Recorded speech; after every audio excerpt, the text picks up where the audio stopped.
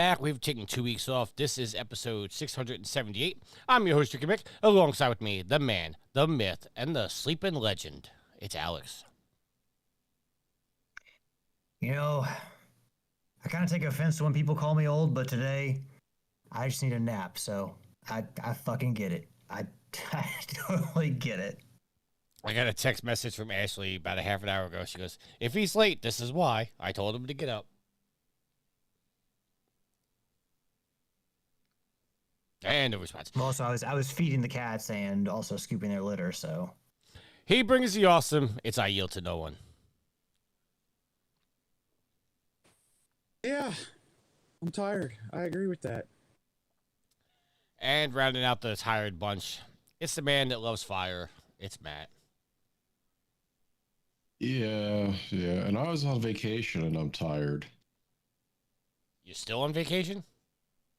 I was, no, the time has condensed, all time is relative, so therefore I in my mind, I'm still on vacation.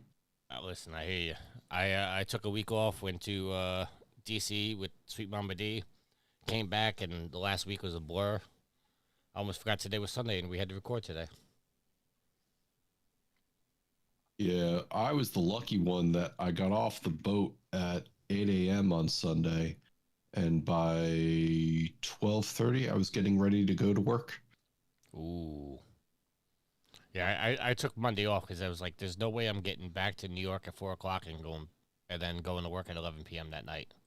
Not doing it. it's always best if you can to have the buffer day or buffer days just to kind of get reacclimated to the routine. Yeah. Unfortunately, it wasn't my choice. There was an emergency and I had to go. That's usually how it works out. All right. Yield, how was your 2 weeks off? It was nice. Played a lot of video games. That's good. All right. I'm struggling right now because I forgot to bring up the doc, and I haven't hosted in a while, so I forgot to bring up the doc. Let's go into our updated trophy counts. I am level 969, total trophies of 34,649. Still on that 999 plat. I refuse to get another plat until I get one in a quality game. Fuck you, Nitro, who's in the chat. Thank you for coming, but fuck you. Alex, what do you know what he said? I can already tell what he said. What'd he say? He probably said we're going to be waiting a while. Nope. He said, so you're saying this episode has been 12 since the secret number of 666. Fair enough. Nitro keeping me on my toes. I did not expect that, but he is correct. Simple math will tell you that. Alex, what are your trophies, sir? Level 522, total trophy count of 10,705, and a platinum count of 195 in 194 games. It's been almost too long to remember, but I actually got a platinum trophy since our last show. Have you? Because according to Gareth, you haven't earned a trophy all week. Oh no, I haven't learned to earn a trophy all week, but since our last episode, which was like what 2-3 weeks ago. I mean, your last about 2 weeks ago. I earned a platinum trophy since then, but no, this week I've just been playing stuff that I can't get trophies in. So yeah, your last trophy earned was on June 30th, which is exactly 14 days ago. Yeah. I mean, I've been playing some other stuff since then, which you will find out about if you stick with us here. Ugh. All right, and I'm still struggling to bring it up because I haven't hosted in a while. Give me 1 second. We have the rarity update. Trying to bring. What about all our trophy counts? Oh wait, I'm sorry. Yield. We stopped after me. I know. We still got people to go. Okay, I'm rusty. I'm rusty. Yield. What are your trophies, sir? There's some gold, there's some silver, there's some bronze, and some platinums. You know that joke's not funny anymore. Yeah, it is when you stumble like this. It's yeah, I'm laughing. Level 531, almost 532. With a trophy count of 11,236 and 215 platinums. And Matt, you're still sitting on that sacred 1337, correct? Yeah, which begs the question whether we call this section the updated trophy counts anyway, because I keep dragging us down. That's right. You'll earn a trophy one day. Eventually. Yeah. Sid is level 894, total trophies of 27,389 with 851 platinums. I just lost it. There we go. We have a rarity update with a new ending this week, so we'll get to that in a little bit. As you guys know, last season ended. There were promotions, there were demotions, and this is the first week of the new season. So, opening week of Division 1 saw it take a familiar shape with the top two from last season. Opening this campaign with the two highest scores, PB scoring 131 and Diego with 94. Two of the newly promoted contestants have made strong starts, with Doc Chicken and Psychiatrist occupying spots in the top five, with Nitro sitting at third. At the bottom end of the table, Redbeard Rick suffers some decay and sits in 16th place on 2 points. Waterfields has 9 in 15th, and Chicky Mick makes up the bottom three with 14. In Division 2, the overall highest score across both divisions went to Nightmare, who scored 207 points. Roll of Z posted the second highest score with 154, and the Big Don makes up the top three after week 1 with a score of 58. Two of the relegated Division 1 contestants occupy the bottom three in Division 2. Resident Dale, who's 18, suffers some decay, and despite earning a number of trophies, finds himself on -6. Dupe 6 and Big Bernardo B are 16th and 17th at 0 points. As far as the Trophy Horse host, Yield holds the place. He finished last season 6th, having scored an impressive 78 points. As already mentioned, Tricky is 14th on 14, and Alex gains some on his Ultra Rails. Despite not earning a trophy this period, finds himself on 25 points in 6th spot of Division 2. Rare trophies of the week are all very low. With 5th spot was Diego with most escape alive in Call of Duty Black Ops 4 at 2.96. 4th went to California Wayne with Hollow in NBA 2K25 at 1.99. 3rd was Pee-wee with Fly the Co-op in GTA 4 at 1.72. 2nd goes to Doc Chicken with There's no way anyone can stop me in Virtua Fighter Ultimate Showdown. Although the winner goes to Roll of Z with the hard way in Flame Over at 0.98%. Winner of the June Plat of the Month goes to Nightmare for his Plat in I Am Bread. GTA 5 came in 2nd by Pee-wee. Boo. Was that a boo? That was a boo. Oh. Winner of the 100%. I'm not a fan of I Am Bread. Okay. Yeah, I don't understand how GTA 5 didn't win that. I mean, I voted for GTA 5, but yeah, I don't understand how that didn't win. So my sympathies for whoever got GTA 5, because you should have won. I can look it up. And winner of the 100% of the season went to Homer Gets Stuffed for Overcooked, with Gaz coming in 2nd with X Defiant. Finally, the Plat shoutouts will now be done by Sid and will run from Thursday to Thursday. So if people are wondering why their weekend Plat may be missing, that's why. So just to be clear, this is what I'm talking about with Sid. We are doing a update to the Sophie's Trophies. I'll let Sid explain once I start the audio. But to help Sid and Gareth get this done every week, if you earn a platinum from Thursday to Thursday, it will get mentioned in the Plat shoutouts. If not, if you get it on Friday, Saturday, or Sunday, obviously when we record, it's not going to be mentioned until the following week. So, but here's Sid for you guys. Hello again, guys. It's Sid. It's been a while, and I am now back. Hopefully, a lot more regular than what I have been. I've been speaking to Tricky and to Gaz, and we've come up with an idea, guys, because me reading a trophy list it's pretty boring for me and for you, I'm guessing. So instead of reading a trophy list, I am now going to be doing platinum shoutouts for Sophie's Trophies. So it's a whole different list. But it's going to be a bit more interesting, guys, because it's about you. It's about your platinums, and you know what, it's always good to see what platinums people are getting. So the idea is, Gaz is going to send me the list of platinums, and I will read them out, each week and give you guys a shout out for the platinums you are getting.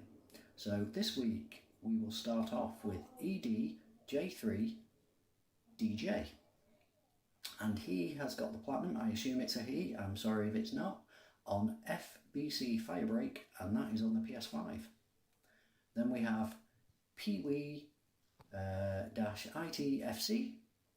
and she have the platinum on Dead Island 2, and that is on the PS5 and the PS4. Then we have Marky Frazier, and he has got WWE 2K24 on the PS5. Then we have Meese Goats a Lot, or Meese Goats a Lot. I don't know if I'm saying that right, guys, but they have got Frog Jumper on the PS5 and Knight's Retreat on the PS4. Two games I've not actually heard of. Then we have Gaz Davis 11, Golf vs Zombies on the PS5. Then we have Doc Chicken 13 with Double Dragon. Sorry guys, I can't read my own writing here. Double Dragon, Rise of the Dragon on the PS5.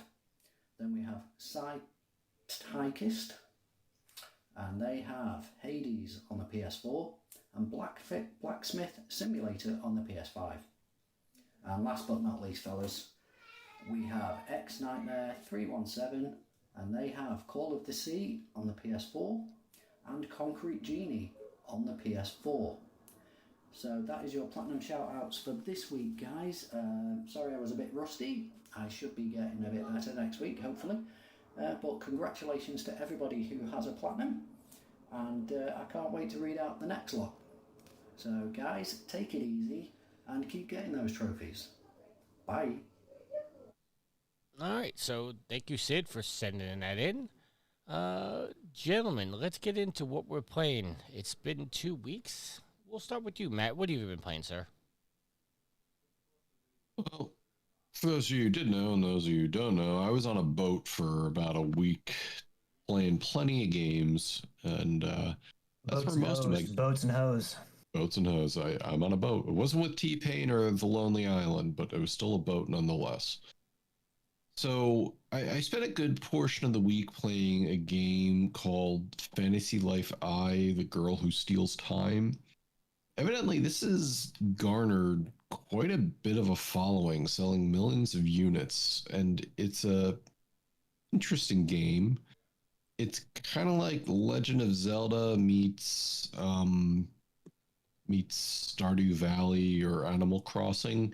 It's got town building elements in it, and it's got combat elements. And combat is done by way of like, there's 14 different classes you can choose from in the game.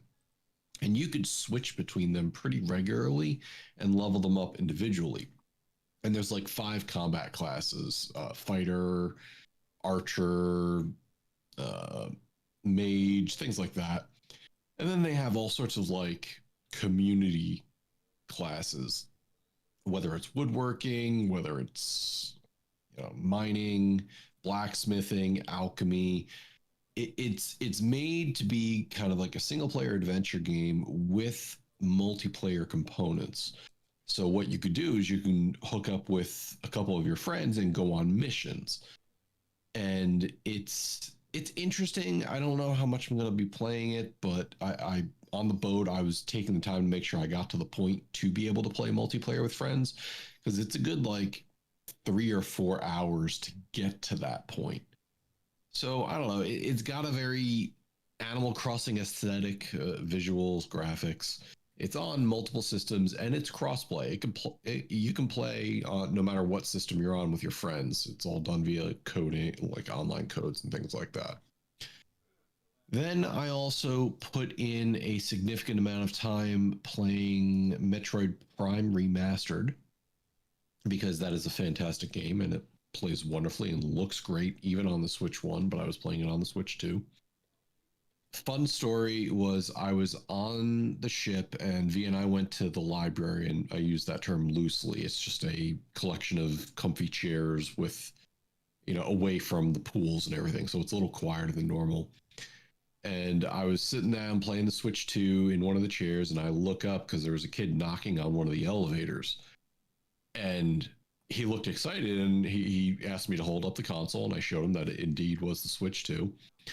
So about a couple of minutes goes by, and he found me in the library. He's like, "Oh, I didn't know if it was actually the Switch 2 or not." And he asked me if I had Mario Kart World, and sure enough, I did. And he asked if we could play. And this kid was like, I don't know, 15, 16, something like that. Tell me a lot about his backstory and, you know, his adoptive father versus his biological father, and how video gaming has been a big thing in all of their lives. And I was happy to just kind of like let him play, and we did a couple races.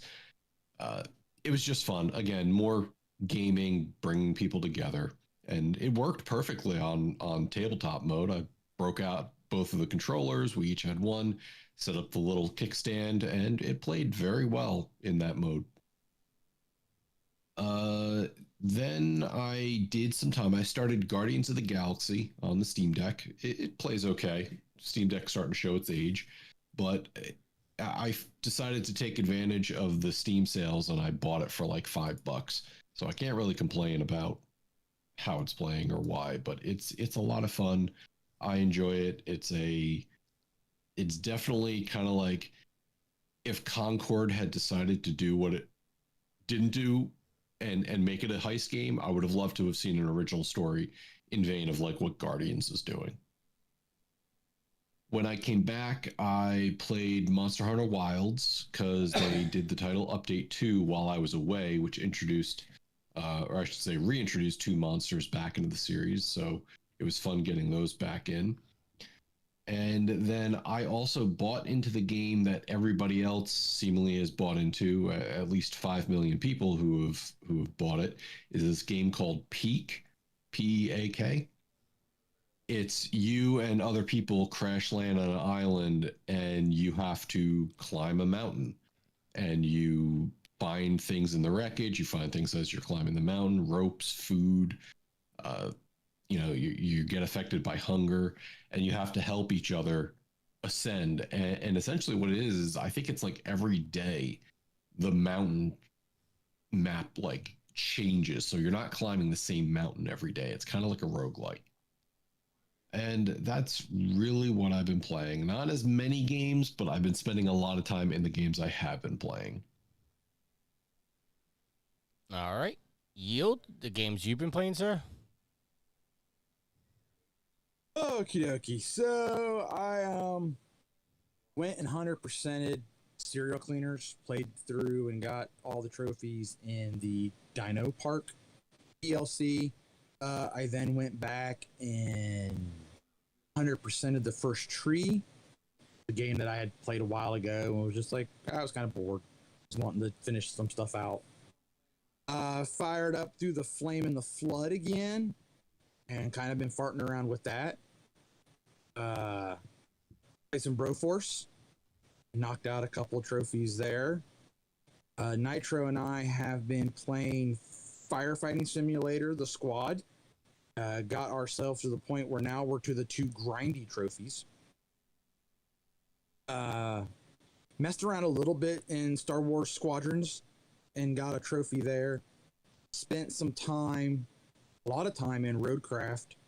Finished one map, started on the next. And Nitro and I also fired up some Star Wars Battlefront, the first one.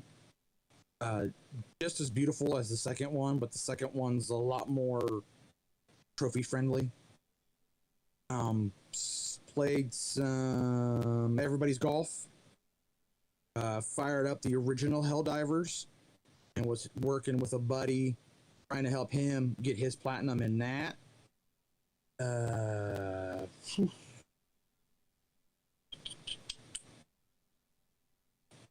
That might be everything I've played. Oh, it's some Rocket League. And I also got back into a little bit of World of Warship Legends.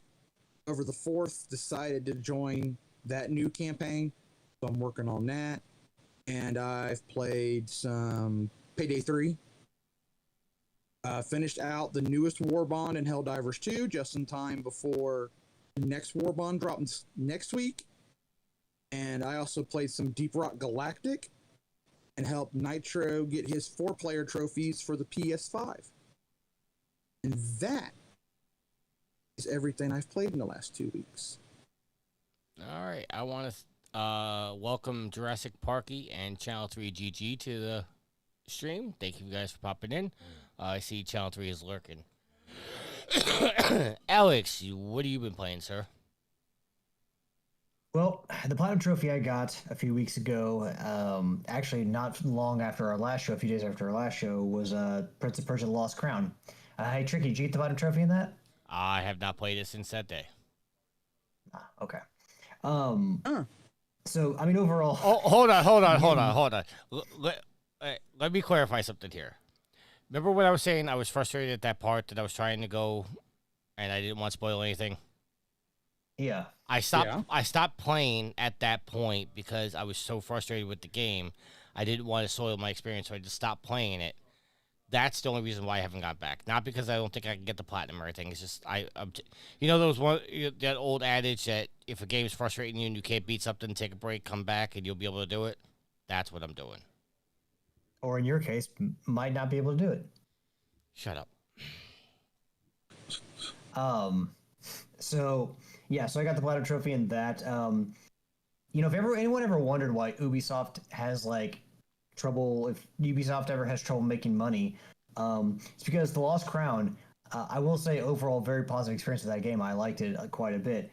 The credits were, according to Google, it clocked in at 58 minutes, but to me it seemed like over an hour.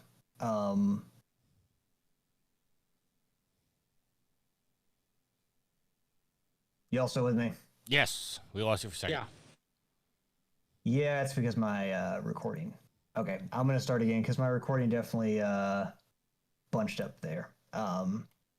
If anyone ever is curious about why Ubisoft might have trouble making money or their games might disappoint financially, it's because this game clocked in, or I checked out Google for this. I actually Googled it. The credits were 58 minutes.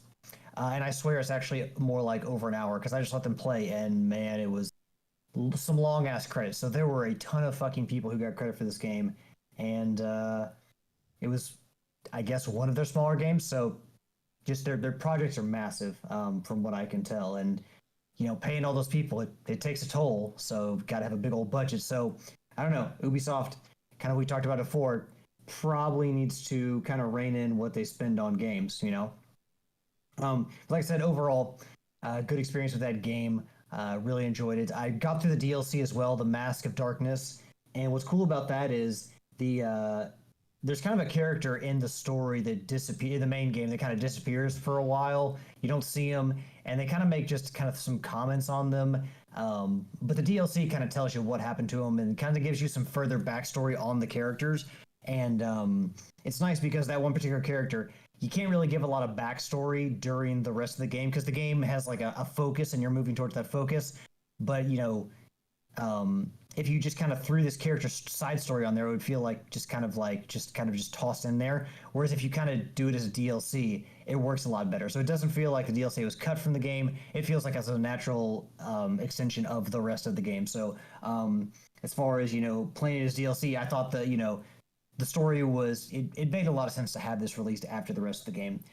They do kind of a trope in games that I hate, which is they take all of your shit away that you earned playing the rest of the game, and they take away most of your health that you've earned. They take away your arrow upgrades. You don't have as many arrows as you had. You go from like 30 to 10. They take away a lot of your powers. They do leave you with some, but they take away a lot of your powers. So they take away all your amulets, so they basically just kind of nerf you quite a bit in what you could do. Now, given the location of where this takes place and the story behind it, it makes sense. But to me, I'm like, I played this game for nearly 30 or more hours, and at this point, like, I ought to be like a god, honestly. Like, I hate taking away, like, one of the things I take away is the double jump, which really pissed me off. But they take away so much, and I'm just like, man, I played this game, and I feel like I've earned the right to play, like, god mode at this point. So if you're trying to make it, like, challenging, for me, it's like I've earned the right for the game not to be challenging anymore, because I've read people have talked about Prince of Persia. It gets easier as you go on because you get really powerful. makes sense, but you've earned the right at that point after you've played it for so long. But they do build the challenges in the Max of Darkness around the powers they did leave you with, so it is challenging but not impossible. The last thing I'll say is the final boss in that, you better know how to parry because otherwise you're screwed. But yeah, also there is a secret boss. It doesn't count towards a trophy or anything, but there's a secret boss in the game, and I won't spoil anything because obviously Tricky hasn't done it yet. I assume anyone else who might have been playing along, but there is a secret boss in the game that was a nice little surprise. So be on the lookout for that. If anyone truly can't find it, let me know and I'll just tell you what it is. But I also spent some time in Rocket League and Helldivers 2 doing the working on the latest Rocket Pass and the latest War Bond. I have knocked down my subscription, so I am no longer a member of PlayStation Plus Premium. Well, I am for 3 more days. Boo. But after that, I will be a member of PlayStation Plus Essential. So I wanted to make sure that I did everything I could with Extra, any of the games that I had lingering around in Extra. So I actually played Dave the Diver, went and played the Ichiban's Holiday DLC, because that was the game that I got for having Extra. The extra access to the extra catalog, and in a few days I'm not going to have access to it, so I went ahead and did that. The Ichiban's Holiday DLC, it mixes in, I guess it's the, not the, oh god, what is it? Not the, Like a Dragon. I guess it's that the Like a Dragon side story, and not the Yakuza main story. I don't know exactly which one it is, but I think so. Ichiban's Holiday, yeah, it's basically Like a Dragon was Yakuza 7, and then the one after that was literally they knocked out the Yakuza title, and it's just Like a Dragon now, and then it was something with money in the title, and I think this is what that one was based Infinite off Wealth. of. Infinite Wealth, yes. Yeah. But yeah, I mean, like they do a good job of as they have done with all their DLCs, even the Godzilla one. They do a good job of incorporating the new characters from the other property into Dave the Diver. Art style and all works really well. The one thing I will say is that some of the stuff in there, they add a few. There's a few extra. There's new missions for you to do, which is the bulk of the DLC. They also add some new mini games and stuff. Dave the Diver is best when you're playing Dave the Diver, and I guess the best thing about this DLC is if you haven't played Dave the Diver in a while, it encourages you to get back in the water and catch more fish, and go into the sushi restaurant Bancho Sushi and like serve sushi, which are the most fun parts. So it does encourage you to play the game again after taking a little bit of a rest. But some of the other stuff, like there's a section that's like a side-scrolling beat 'em up, and it's really Dave the Diver at its worst when it tries to be another game, because it's serviceable as a side-scrolling beat 'em up, but it's just kind of a slog. It's kind of slow, and just I wasn't a huge fan. And you all know me, I love my side-scrolling beat 'em ups. It just wasn't. This game was never meant to be a side-scrolling beat 'em up, so I think that they're just best when they stick to being Dave the Diver. And so like there's no new trophies, there's no new fish to catch, but there are new missions. There's a fun new card game to play. Jimbo's Game, I think it's called, which I enjoyed playing. There's a few other things that I appreciated. Overall, I mean, it was fun to get back in the water, but I think the best part of the DLC was just playing more Dave the Diver, and the new stuff, the missions and the mini games were just kind of like, they were fine, but I don't know that I would say that anyone needs to stop what they're doing to go play them. They're just kind of fine. Lastly, and one of the things I've talked about with Dave the Diver, at the fish farm, there's 9 pools of water where you can farm fish to give to your restaurants. The last 2, they will have access to 7 of them right now. The last 2 still have nets over them. So I don't know what they're going to do with those last 2 pools at the fish farm. There's been 3 DLCs now, and we still have 2 pools left. They didn't address that in this new DLC, so I don't know if that means there's more DLC coming or what. But at some point, I don't know why you wouldn't have 2 extra pools there if you're not going to use them. So clearly they have Mint Rocket clearly has a plan for those. I just at this point don't know what they are. But yeah, I had more fun with Dave the Diver because Dave the Diver is a lot of fun. I wouldn't say the DLC is must play because it's it's not playing the DLC is not the best part of playing the Dave the Diver. Playing Dave the Diver is the best part of playing the Dave the Diver, if that makes any sense to anybody. But yeah, that's what I've been playing. And Nitro says when you were complaining about them taking away your powers. He said, all I hear is excuses. I mean, I got through it. I got all the trophies, Nitro. I just freaking hated it. Come on, man. I earned all that shit. I earned it. Don't take it away from me. Excuses. Says the guy who hasn't platinum yet and probably hasn't played the Mask of Darkness DLC. I have not. I plan on doing the DLC after I get the platinum. But what I have been playing is some more Division. I'm playing that. And I bought a game that I swore I was not going to buy, and I started playing it. You guys want to take any guesses what it is? Barbie's horse jumping adventure. No. This is a legit game. Oh. Bioshock Infinite. Nope. I already own that. A legit Baldur's Gate 3 finally. What was that, Matt? Baldur's Gate 3 finally. No. Yeah, someone get this man to play Baldur's Gate 3 for Kalai. A legit game. A legit game that I going to play. That I said that totally is Kill a Fire. No. It's a legit game that's totally in my wheelhouse, but I said I would not play it. That is in your wheelhouse, and it is a legit game. Okay. You just talking over me now. It's a legit game that's totally in my wheelhouse that I said I was not going to buy this time around.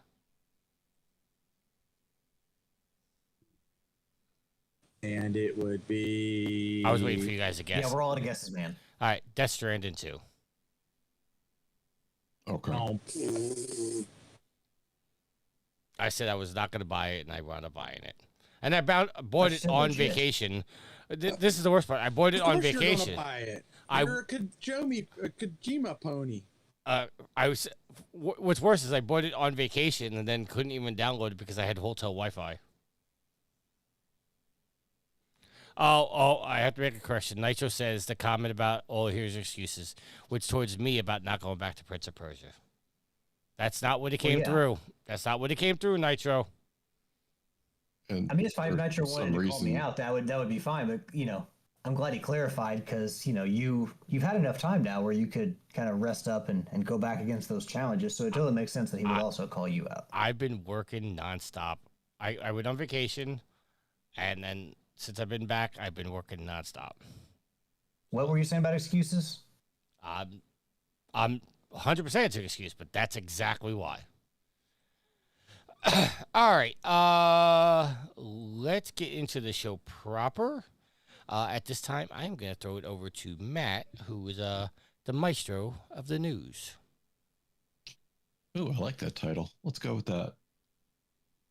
So since we took 2 weeks off, there have been some developments, and by developments meaning we didn't get to cover what we usually cover at the first of the month.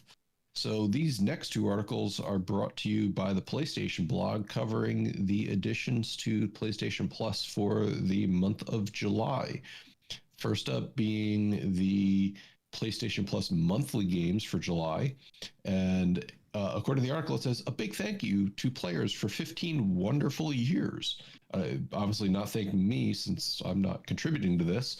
However, these games actually look like they're pretty good, all things considered. The games being added to the base level of PS Plus, plus accessible through all the levels, include Diablo 4, King of Fighters 15, and Jusant. And, Diablo 4 actually, Yield, we always joke about it. I actually will say this is a high quality game that they finally added to the list. It's been a while. King of Fighters. Yeah, I took that one, and I took Jusant just because it looked interesting. Didn't take King of Fighters. I'm not a fighter. I do fighting games horribly. That's right. You should still add it anyways, because it's King of Fighters has it's obviously 15, so therefore there's quite a bit of them, and it's a pretty good fighting series. If you like fighters, definitely give it a try. Jusant is an action puzzle climbing game, and there's not enough of those. I think, at least, I think of things like Journey, I think like Peak, and just being able to just adventure and try climbing. Tricky, any of these doing it for you? No. Alex, Of course not. Of course not. There's a high quality game in there. Listen, Diablo 4 does pique my interest, but I played 3 and I got bored with it. I feel like if I play 4, I'm just gonna get bored with it again and stop. The King of Fighters, if it's not Street Fighter or Mortal Kombat, I'm not playing. And I don't know enough about was it Jusant? Yeah. Yeah, I don't know enough about it to even make an opinion. Alex, any of those? Tricky's comment kind of highlights one of my main thoughts in all of this is that King of Fighters has kind of existed in like it's been around for a long time. We all kind of grew up with it, and it's kind of just kind of on the background because, quite frankly, you look at Mortal Kombat and you look at Street Fighter, and those have been like some of the most talked about and mentioned ballyhooed games of our lifetimes. And you got King of Fighters and SNK, which has been around forever and been extremely successful, and it just kind of feels like it's just kind of been in the shadows because even though it's kind of done really well, it still is like not at the forefront of most people's minds because Tricky, like I said, his comment highlights that if it's not Street Fighter or it's not Mortal Kombat, he doesn't care. So, and you just have this really successful fighting game franchise that Tricky just doesn't want to play. Which, to be fair, is he's not the only one who probably feels that way. But yeah, I mean, I would say that's a high quality game overall. SNK does really good fighting games. It's just your people's taste for fighting games may not be there enough to try it or play it. And also announced in this article is talking about the PlayStation Plus 15th anniversary celebration. So they had a couple different things to discuss. Starting on the date that this released, forgive me, I don't have that date, but PS Plus Premium members can jump into the game trial of WWE 2K25. Monster Hunter Wilds, another game trial added to the PS Plus Premium members. PlayStation Store exclusive offer weekend coming. Well, that's past. Forget that. Valorant PS Plus pack.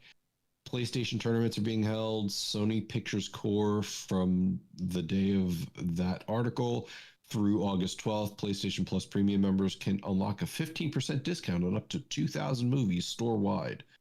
And then there was an online multiplayer weekend that they allowed people to play without having PS Plus. So by the time you're listening to this, obviously you've missed some of those. However, it was interesting to see some of those things that came out. Now, that being said, added to the extra and premium levels are a couple different games that are being added. First up, the PlayStation Plus extra and premium levels, you got Cyberpunk 2077, Abiotic Factor, Banishers Ghosts of New Eden, Bluey, the video game, Planet Zoo, Risk of Rain 2, Tropico 6 if you wanted to be a island dictator, New World Eternium, which is essentially the relaunch, the DLC of New World, the Amazon MMO.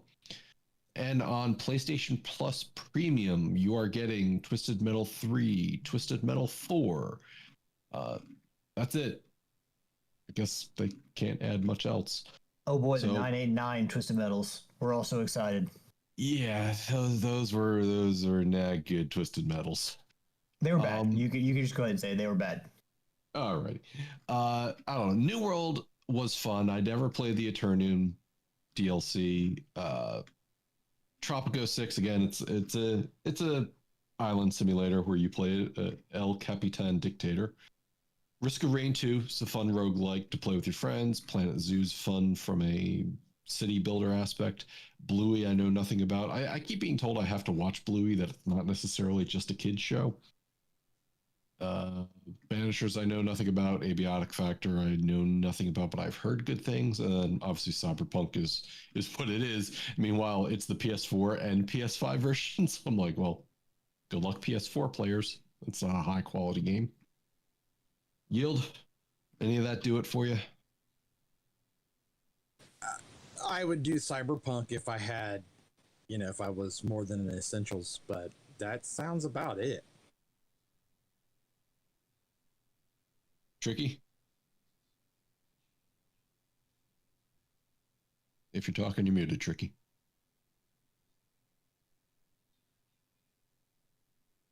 All right, fuck it. Alex. Yeah, that's what I thought when I saw they're giving us those Twisted Metals. No, this is exactly why I busted down my membership. I still want access to internet play. I still want access to cloud saving. And, the free games, monthly.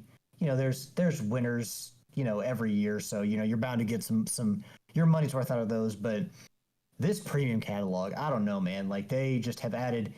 I played one game they've added this year to the premium catalog, and it's a game I played 2 years ago, and that was just War of the Monsters again. So they've done something again where if you filter it by like recently added, the Twisted Metal 1 and Twisted Metal 2 show back up again, and those were added 2 years ago in 2023. So I don't know what the fuck they're doing with this catalog. They're not doing a good job of filling it up with stuff people really want to play, or at least that I want to play, I should say. But yeah, I mean, I looked at the extras catalog. I looked at the premium catalog. Like, man, I don't need to spend the extra money on this. I'm just gonna save the $80 and I'm gonna go to Essential and we'll go from here. But Sony, we talked about it, recently. Sony's talking about how, or there was someone from Sony who reportedly said that they were going to, judge or base their price increases based on, if people climb to the highest tier memberships. And I would say, I don't know why the fuck anyone would have the highest tier membership of PlayStation Plus at this point, because the classic catalog just isn't worth it. I mean, it's worth it to have to play some of the games, but once you play those games, it's not worth having. Yeah, it's definitely some questionable things that they've been doing for these to say, is it worth it? And they're now talking about that it's been 3 years since they introduced the premium and plus categories. So it's they've added a lot, they've added a little. It's interesting to see. Tricky, you back yet? I am back. Okay. Tricky stepped away. Now he's back. Yes, Tricky did step away. I'm trying to bring up the agenda just to look at the games because I missed what you guys were talking about. The game catalog, right? Yeah, we've moved on to the extra and premium offerings. Yeah, obviously I'm gonna play some Bluey. No, I'm not. I think I'm gonna give Cyberpunk a shot. You will. No, I'm not playing Bluey. I think I'll give Cyberpunk a shot. I've kind of stayed away from it just because of it's first person. But I think I'm gonna give that a shot. Planet Zoo, I might be interested in, but I gotta do some more research on it. Tropico, I'd have no interest in, and I think the other one was New World Eternum was one of them too. Yeah. Yes, yeah, I might give that a shot too.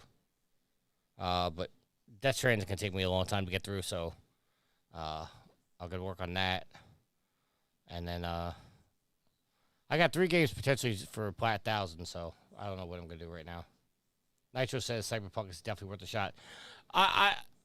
Nitro, I agree with you, but like I said, it's first person, so that might just throw me away from it. I'm not a big fan of the first person games. So yeah, that's it for me. All right. Okay. So there you go, folks. There's your plus, extra, and premium offerings for the month. And moving on into a similar topic, we talk about the controversy that's been here time and time again of, is Game Pass killing first-party offerings? Is it profitable? And there's been a big whole hoopla over the past 2 weeks that we didn't get to cover, so we're covering it now. But basically, the original story ran on a site called Insider Gaming, and there's talking about, first-party games for Xbox are lost revenue, that there's a lot of things that aren't making financial sense. And they were basically quoting the game business's Chris Dring. I know that name sounds familiar. I don't remember exactly what he was saying, but basically they took some comments he made, and it appears they might have taken it out of context, because he's writing something that says costs associated with Game Pass business is fees paid to third parties, marketing, service costs. By that measure, it's profitable. But what they don't count is the lost revenue that Xbox's first-party studios are seeing as a result of the service, and that he asked for clarification on the Game Pass's profitable claim. And was told that no first-party costs are included. So this led everybody to start saying, well, Game Pass is not profitable. It's killing the first-party games and yada, yada, yada. So Chris Dring came out with a very long tweet and said that he needed to correct and clarify something, that first, Xbox Game Pass is profitable. even when you factor in lost sales for first-party teams, sources who would know have told him. And then over 18 months ago, he checked with Xbox about what's included in the Game Pass P&L. That's profit and loss for you non-corpos. And basically, he was looking to see if Game Pass costs were a factor in impact to unit of sales in their internal studios. And he was told that first-party games have their own P&L separate to Game Pass as they make money via other means. And How? he felt this was... I'm sorry. I didn't mean to cut you off there, but how? How are they making Well, other means? Okay, first of all, how are they making what? You just said that the first-party games have their own P&L. Because they're making money from other means. What other means are they making money from? Actual game sales. You think there's more people purchasing the game than there are people playing it for free on Game Pass? No, that's not what I'm saying. I'm saying they have their own P&Ls because they can make sales outside of Game Pass in the Microsoft Store. All right, I'm sorry. Go ahead.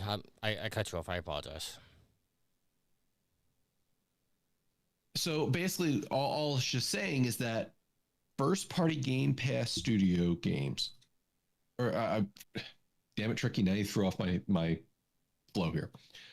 First-party Xbox games have the ability to generate revenue outside of Game Pass. Therefore, they have their own P&L statements, whether that's the game sales in Microsoft Store, whether that's games that are being sold on other platforms now, like PlayStation or maybe the Switch in the future. So what it's saying is that Game Pass creates its own profit and loss revenue stream. Internal studios have their own. So right now, what he's saying is that Game Pass, based on the sources he's been told, again, sources you and I will never have access to, and the thing that I have said time and time again, you can't just make blanket statements saying that Game Pass is not profitable because we don't have access to the P&L statements. Chris's sources are saying that Game Pass is profitable. And that's, I think, as close as to the truth we're going to get right now. But I'll let you go first, Tricky, on any other follow-up questions or comments you have. No, it doesn't make sense. Common sense tells you straight out there's no way that Game Pass could be profitable for Microsoft. Yes, they have a shitload of people that subscribe to it. But how many times did they have a discount where you can get 6 months for $1 and, whatnot? I'm sure they are selling these games outside of Game Pass. I'm not denying that one bit. But there's no way you're going to convince me that a first-party game like Halo 4, because I think that was one of the examples they brought up, you're not going to convince me that Game Pass is making up the revenue for the development of that game and potential sales. There's no way anybody... Common sense tells you that's not happening. Then, for the third-party games that they're not developing, they're having to pay to put on the service. So there was another article talking about the amounts that that Xbox has been paying for Game Pass, and that they talked to that some amounts are $5,000 for a deal up to, millions of dollars for a deal. And that just tells you the amount of money that Xbox has to throw around. That being said, you keep going with the conjecture of saying common sense or this, you keep insinuating that things can't be profitable when you have no clue. I can't even say that it is profitable because I don't know. I'm just saying everybody out there immediately throwing conjecture around saying it can't be profitable has absolutely no clue. And I'm sorry to put that out there, but you can't say yes or no. What I'm saying is Chris Drain has sources on the inside telling him, yes, it is profitable. That's the best we can go with for now. All right. All right. I'm just gonna zip my lips right now because there's me. If I say what I want to say, then me and you are gonna get into a mini argument, and I don't want to do that. But it's when you say that Microsoft has this money to throw around, I'm sorry. You can't look at Microsoft as a whole company. Xbox as their own division needs to sustain itself. Yes, Not Microsoft. true. I see. This is why I didn't want to do this.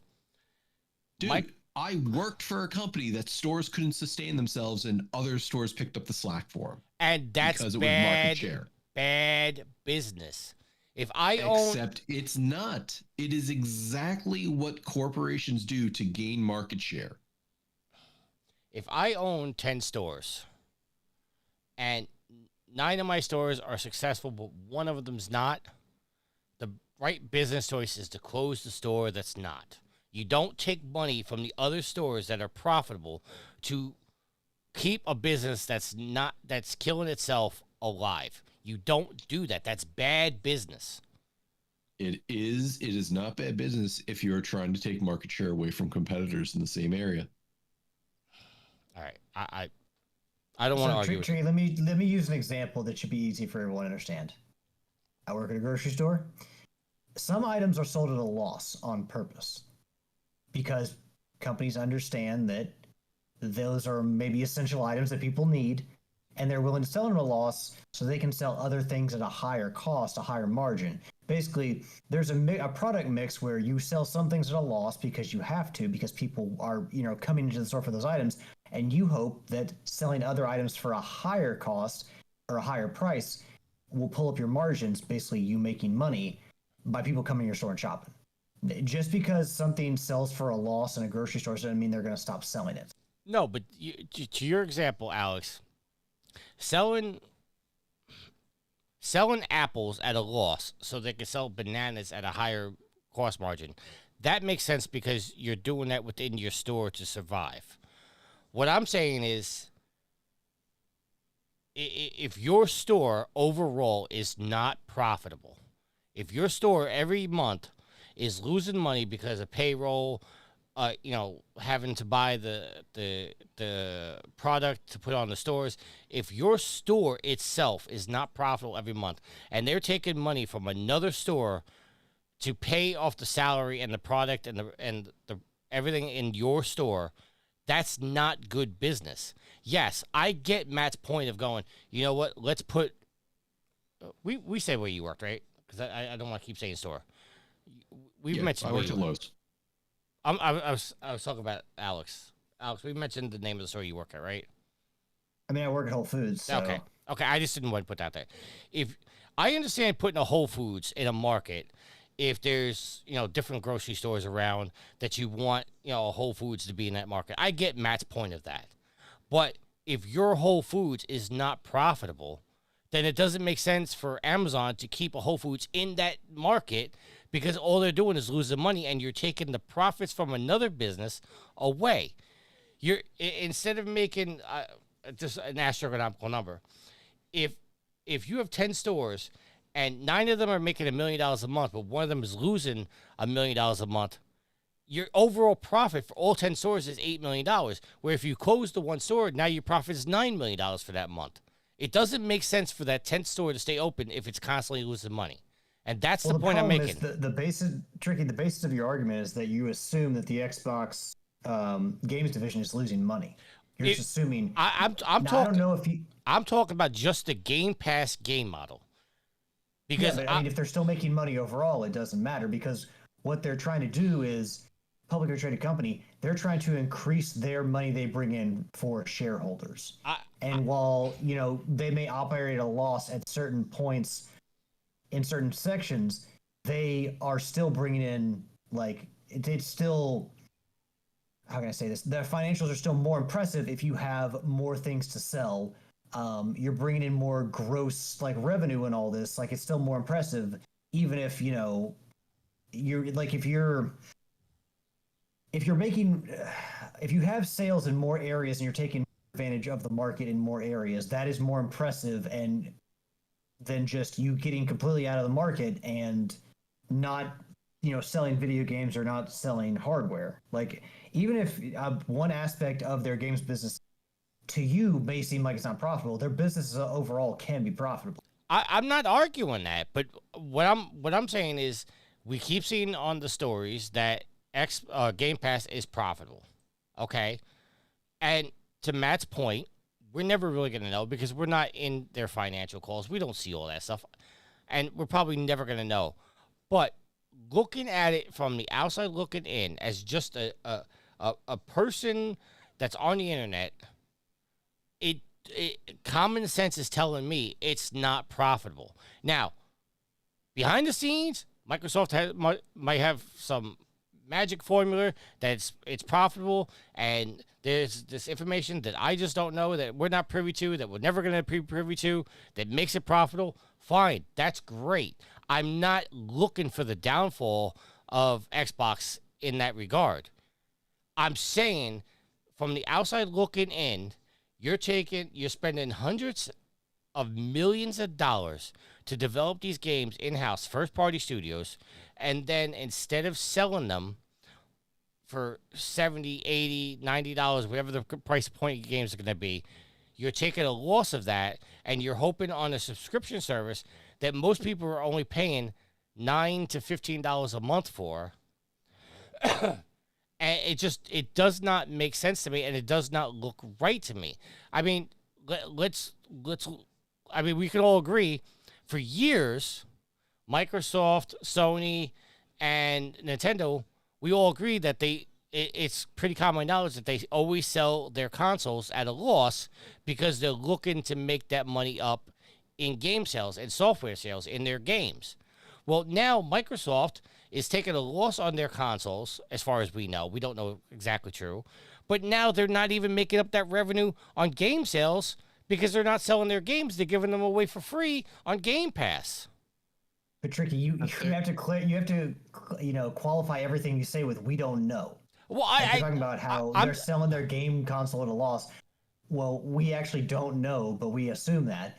And you're like, and Game Pass isn't profitable, or you don't see how Game Pass can be profitable, and then you'd be like, well, we don't actually know, but and that's the issue with your entire argument is you may not understand their business model or how they're making money this way or the other, but you also don't have any concrete evidence to say that what you are actually saying is true.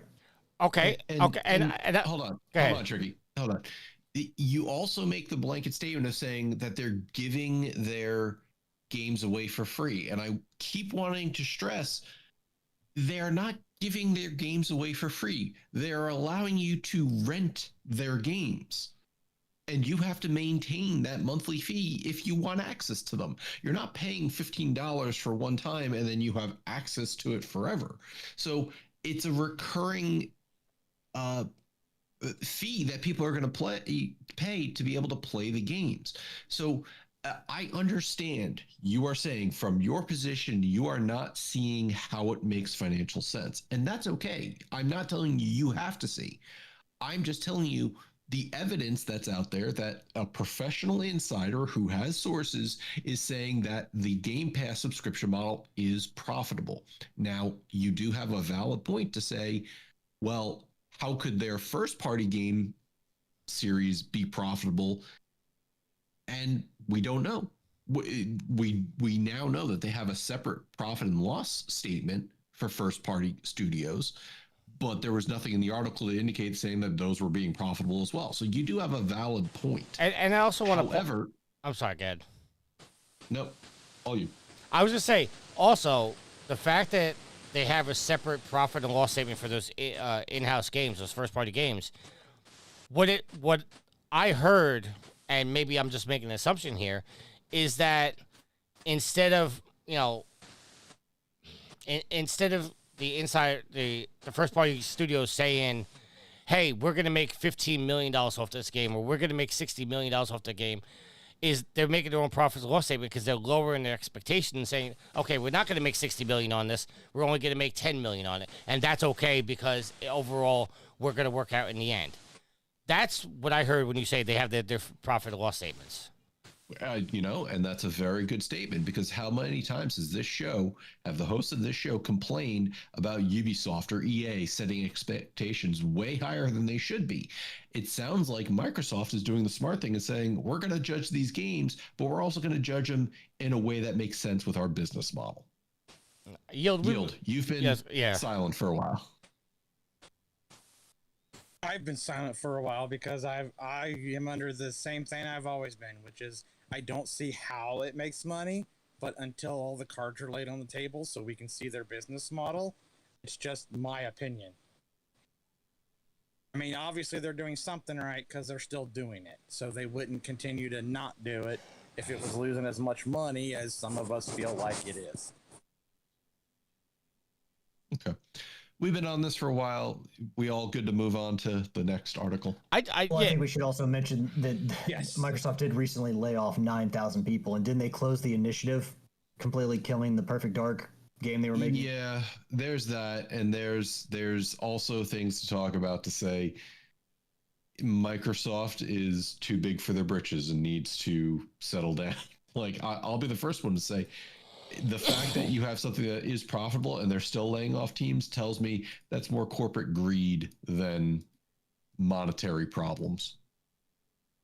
All right, and I have a question, and I don't want to sound like hatred or anything, but this kid, Christopher Dring, he says he's the editor-in-chief and co-founder of the game business. Has anybody heard of the game business before, and can we trust that, he has good sources?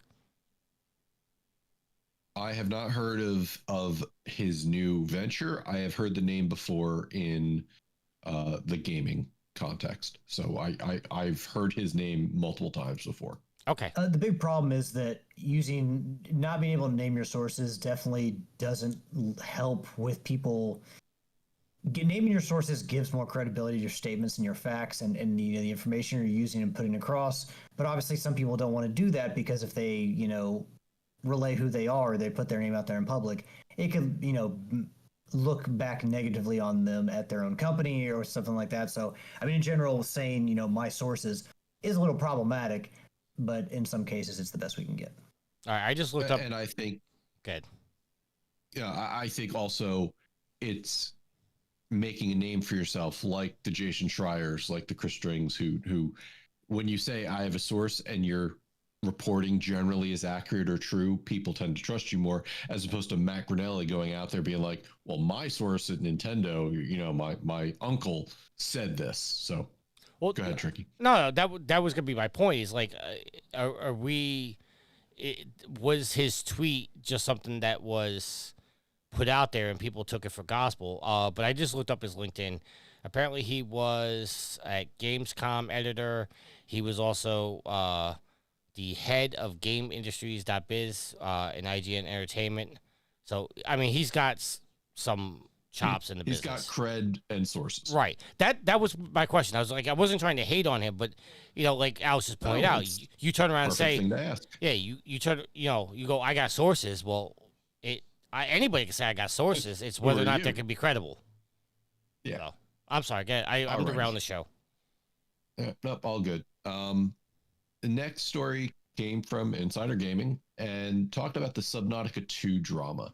So for those of you who haven't been following, I'll give you a very brief summary. Obviously, Subnautica 2, highly anticipated game being announced, and Krafton Studios had purchased the series, and now what happened is it seems that the rumor was that the original owners and creators of Subnautica 2 were Unknown Worlds members Ted Gill, Charlie Cleveland, and Max McGuire were let go before the game's official release, which is still pending to come out. And the rumor is that avoided a $250 million payout to these individuals. And again, these were the original owners, the creators of Unknown Worlds, who created Subnautica, and they were working with Krafton now to make Subnautica 2.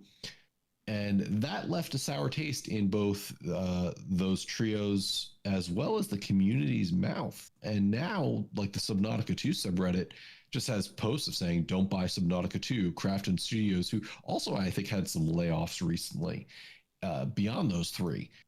So now there's a whole hoopla about, what people were excited for in Subnautica 2, and now it's just turned into a shit show. So, Alex, being the one who I think put the most time into Subnautica, what are your thoughts about, not potentially getting what you asked for in a sequel?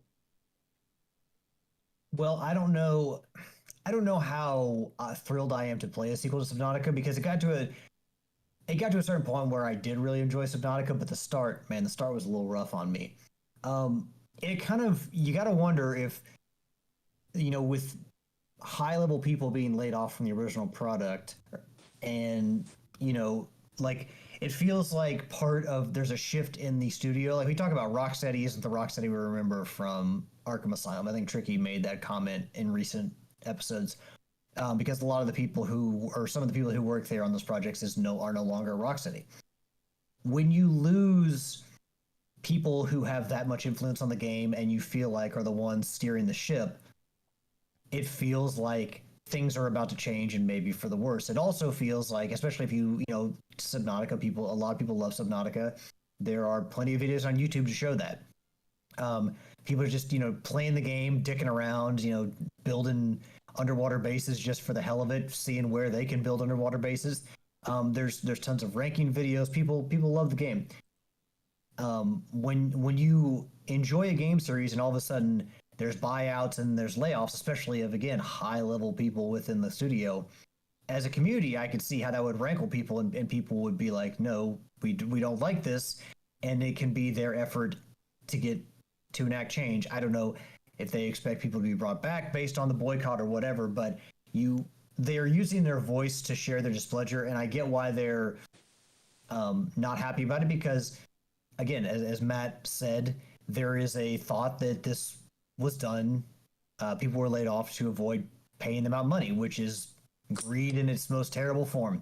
So I totally understand why people are doing this. If it's true, it's a shitty thing to do. And again, if you like Subnautica, I mean, people were some of the chief people behind it. So where does the series go from here? Does the culture change? Yeah, I mean, people are using their voice, and I applaud them for that. I don't know. We'll see how well a boycott lasts, or how long it lasts, or how strong it stands, because, we saw people boycott Pokemon Sword and Shield because, you couldn't import all the Pokemon into the game as you could in previous games. There was a only certain Pokemon you could bring into the game, and people were supposedly going to boycott that game, and then it went on to become, I believe, the best-selling Pokemon games ever, or some of the top-selling Pokemon games ever. So you never know how these things are going to turn out. People stand strong, but they can always waffle. I don't know. If people are really upset by this, I hope they stay strong and they just keep playing Subnautica, keep dicking around in the water. But yeah, I mean, I get why people are upset. Already? Yep.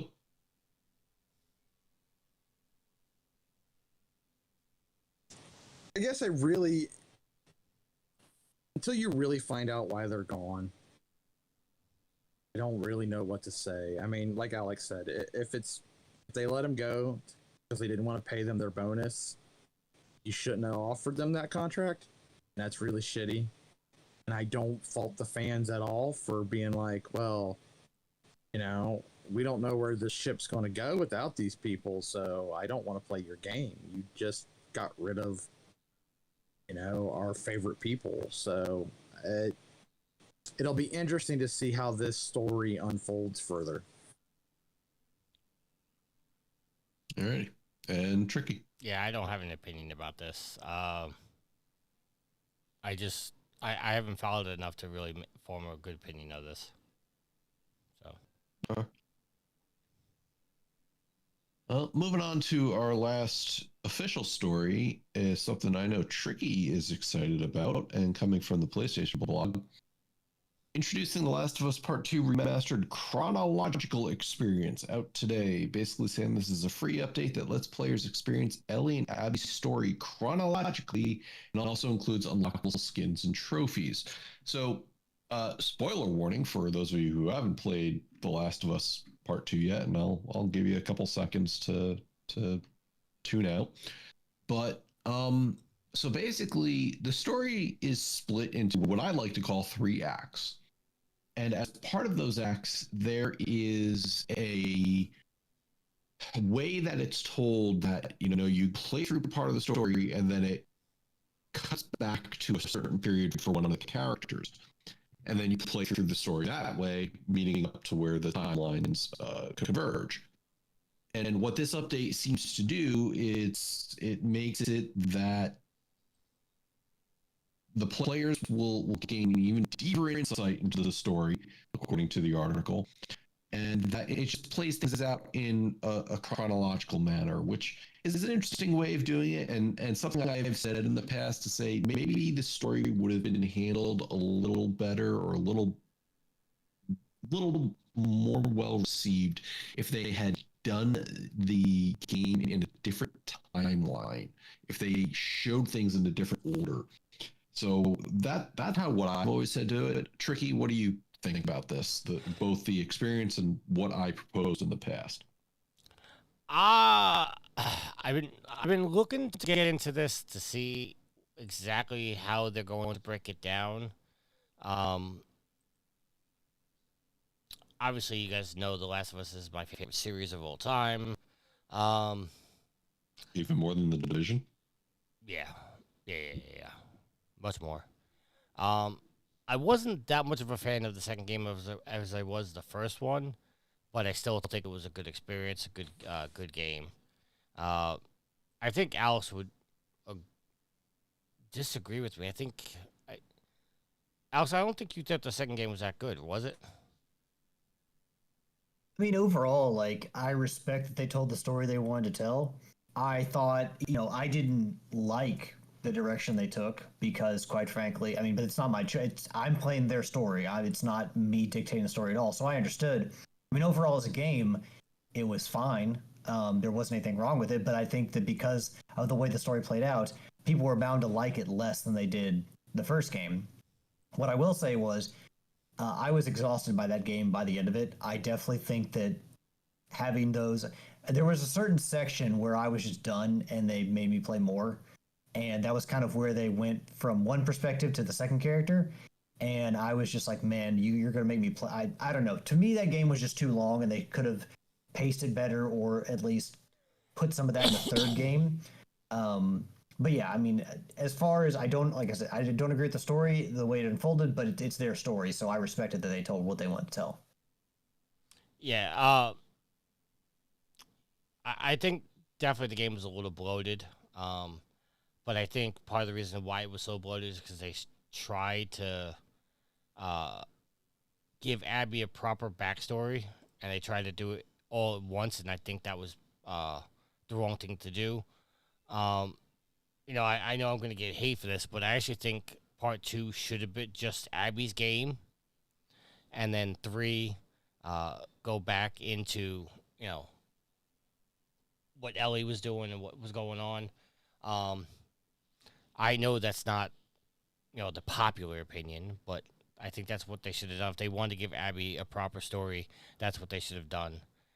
Or, at least tell Ellie, or reverse it, do Ellie's story in part 2, and then do the third game as Abby's story. I don't know. Because I mean, the way they told it, they tried to make you understand a certain character's motivations, but in the end, I feel like starting it out the way they did, a lot of people are gonna hate that character regardless of what their motivations were. So that's exactly what happened too. Telling it a different way may have helped a little bit, but yeah. Or at least, I mean, the game's how many years old now? 5 years old, 6 years old at this point. So I'm gonna spoil something, but it's not really a spoiler. Obviously, the first. I will say, well, I mean, you do have to remember that the television show, they just came out with the second season this year, and I don't know if everyone's caught up. So. Speaking of the television, they just released the remaster and put it out on Steam. So. Yeah. Speaking of this TV show, you guys can go onto our Patreon page and listen to me and Daryl recap the second season. We went episode by episode. Yeah. So, all right. So, spoiler, but not a spoiler. The first half of the game is Ellie's side. The second half of the game is Abby's side, and then, as Matt pointed out, there's like a third chapter, which is both of them, coming together at the end. I think if they would have done Abby's side first, you would have gotten less hate for Abby. That's just my personal opinion. That's what I've been sticking to, yeah. Yeah. Because like Alex has pointed out, it's like having what happened in the first half and then switching to Abby in the second half, people were going to hate that character regardless. And obviously you had to play it a little bit to understand Abby's side, but I don't think a lot of people were willing to give it a chance at that point. I know a couple people that just stopped playing. They're like, "Fuck this! I'm not playing as Abby." And I told them, I said, "You should go back because it's worth the going back to." But I don't know. Yeah, I'm interested in going back and playing in chronological order, see if like that changes the story, and if I ever do, I will obviously report back on the show and tell you. But it's cool when a game gets an update like this. It's a free update. Nobody expected this to come. There was no rumors about this. There's no speculation. But it'd be interesting to see like if Yield, because Yield never played part 2. If Yield, what are you laughing at? No, go ahead. Finish your thought. I was gonna say it'd be interesting if Yield finally did play part 2 and he went through the chronological portion, a version of the game rather than the original version. How his opinions would differ. That's all I'm saying. That's all I was gonna say. Because now if you played it now through the chronological version, you'd get a different version than what me and Alex went through. I wouldn't play it in the chronological version first because that's not the way the game was intended to be played. All right, fair enough. So you're saying, Yield, you would still go back and watch the original trilogy, then the prequel trilogy, and then the sequel trilogy? Yes. Yes, because that's how it was intended to be seen. I think he'd stop after watching episode 3. He wouldn't go to 7, 8, and 9 again. Alrighty. You're probably right. Alrighty. Moving on with the show. Gonna hand it back to you, Tricky, for the listener questions. Time to check my social media. Yeah, we don't have any. All right. And but now we do have some YouTube comments. I think I sent this to you guys. I saw that one comment. We can talk about that real quick. Give me 1 sec. Let me bring it up just because I just did this on the spot, so I'm community. It was a community, right? Yeah. There was somebody left a comment 10 days ago on episode 673 on YouTube. That's where we talked about Marathon and whatnot. Big Box 1431 said Marathon will be a hit, guaranteed to be bigger than Hunt Showdown. Internet narrative got this one wrong. Yield, I'll go to you first. I have no idea what he's talking about. He's saying that they are talking about. Well, he or she, we don't know. I don't want to assume a gender here. They're saying that Marathon will be a hit, even though all the bad news about Bungie. And it's saying it's guaranteed to be bigger than Hunt Showdown. I don't know if that's the game I would compare it to, but they're saying the internet. I don't know what that game is. They said the internet's got this one wrong. That Bungie will be a hit despite all the bad news we're getting from Bungie. I mean, I'm glad that they believe in that game and they think that it'll be a hit. They have done nothing to garner any interest from me. All right. Alex, your thoughts? I'm sure someone felt that way about Concord. Ooh. And Matt? In the current format that they were going to release it, no, it was not going to be a hit. Let's see what happens when they actually come out with their revisions. If the game ever makes it out, I think we should also throw out there that is a possibility in, all these timelines with all these possibilities. There is a possibility that game does not come out. All right. There was back and forth between me and Big Box on the comment. Nothing really to add. The only thing I'll add is he said, do you think what do you think will have a better player metrics post-release, Hunt Showdown or Marathon? Again, I don't know why they're comparing this to Hunt Showdown, but I said Marathon will have the numbers out the gate, but it will die quickly. And Big Box came back and said, interesting. I don't think Hunt Showdown has any chance to compete with Marathon long term. That game has been very successful, but I don't think it compares favorably to Marathon at all. Again, I don't know how you're comparing the two games, but I personally believe Marathon will be sell out the gate, and then it will just die off. And correct me if I'm wrong, Matt. You may have to fact check me a little bit here, but wasn't both of the Destiny games the same way? Like it got big numbers, then people started dying on it, and they worked on it. Then it finally became semi-successful. Yeah, I mean, Destiny 2 had a pretty good start off. It's Destiny 1, obviously, because it was being hyped to all hell and back, and then was half of a game. It wasn't until they released the Taken King DLC that people really bought into it. Destiny 2 had a pretty good following to start off, and then the first 1 or 2 seasons were fine, but it also died off until they started making all their changes. Then it got popular, and then, of course, they made some decisions that were not popular, and then I can't speak to what the current player count is. All right. Yep. So that's the comment that we got on YouTube. That was 10 days ago. So. Okay. Okay. So topic of the week. This is something that has been hot and heavy in our group chat on Facebook.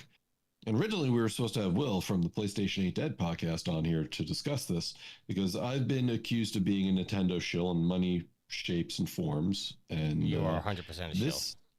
Man, how do I get on that train? Because Nintendo's got deep pockets. But, this is a topic that came up as a result of a Reddit post that many people, or I should say, quote unquote, journalists picked up to talk about. And what happened is a user on Reddit. Hold on a second, Matt. You forgot. Toe. Topic of the week.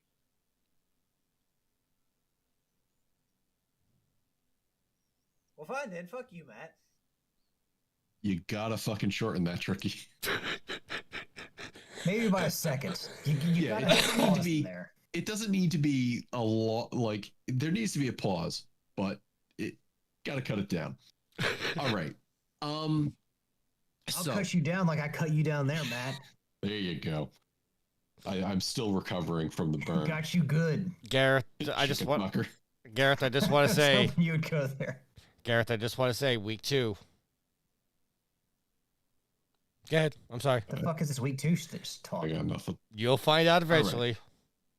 So, a user posted on Reddit that said they got banned and unbanned after simple downloading patches for 4 Switch 1 games they bought from the Facebook Marketplace.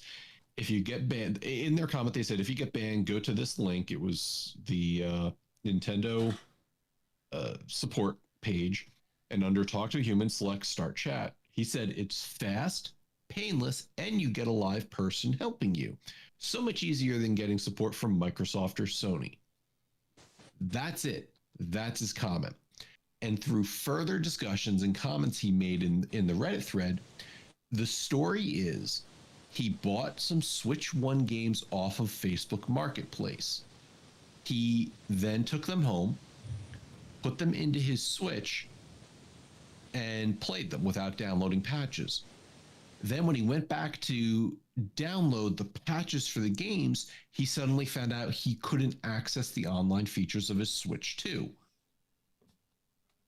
Come to find out, and the story that they're claiming is that the person they bought their secondhand Switch 1 games from allegedly used the games, copied them and downloaded them, dumped the ROMs into a MIG loader or something else that we know Nintendo has been banning people for using MIG, which is a tool to copy games and create backups of your ROMs. So he went through, showed him the Facebook Marketplace listing, and what you find out is that the Switch games have a unique code identifier. So that way Nintendo can tell if the same code is being run in multiple places at multiple times to ensure that there's no pirating of their software. So throughout all the comments on the thread, this user just said, I did what I did. I bought these games. I got unbanned. I had to go through. It wasn't that much of a hassle, but it's still something players shouldn't have to go through. And the allegation is that the person who sold them the game is like uber banned. They're not getting unbanned because of what they did.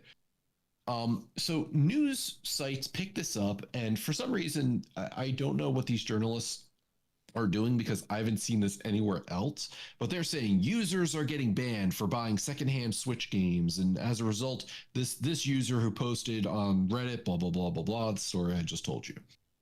So that's one part to this discussion. The second part is there's been some news articles that came out recently about how Nintendo has locked down the USB-C ports to great effect to avoid piracy.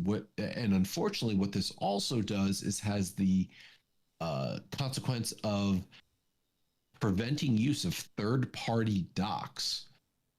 And obviously that means that, except for like one or two that may be available, that you're stuck with the primary Switch dock, or Switch 2 dock, I should say, which is $130. Not a small fee in and of itself. So the conversation went into this is that Nintendo is getting heat for doing what they've been doing in combating piracy and combating openness of their system. And I've been accused of being a shill because I'm sitting there saying, sucks, but Nintendo is going to protect their IP. Like that is every right that they have. And it's no different than Sony or Microsoft does with their systems. And if they catch you doing illegal shit on their systems, they could turn off your online services too. And the term bricked has been thrown around a lot with the Nintendo Switch 2. And in some cases it's true. Other cases it's just the online access has been turned off. And in most cases it's because people are pirating stuff. I have great passion for the preservation game and making sure games are accessible in all ways, shapes, or times. And I agree. It sucks what Nintendo's doing. They take such a hardline stance that it's almost impossible to argue on behalf of them.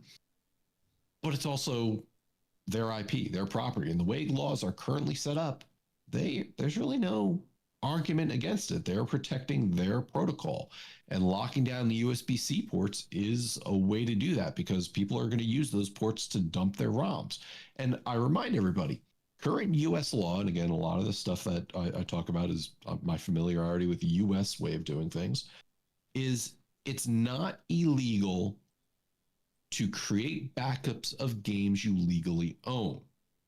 However, in part of that ruling is if you get rid of your primary cartridge, your primary disc, whatever it is, you are then supposed to destroy your backups because you no longer legally own that game. That is written into DMCA laws and piracy laws and all that fun stuff. So all that to say, yeah, I'm not. It sucks what Nintendo's doing. But I'm also not going to sit down and berate them for doing what they are doing within the confines of the laws and international laws or U.S. laws. But I'm somehow expected to be angry and not buy their stuff because they're protecting their IPs. I don't know.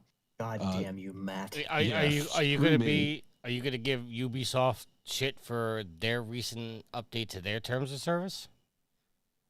Listen, I have said it from the beginning to say it sucks that they shut off services for their games, causing people to lose access. It's bullshit, but we know that we've always just bought a license to a game. We never bought to own the game.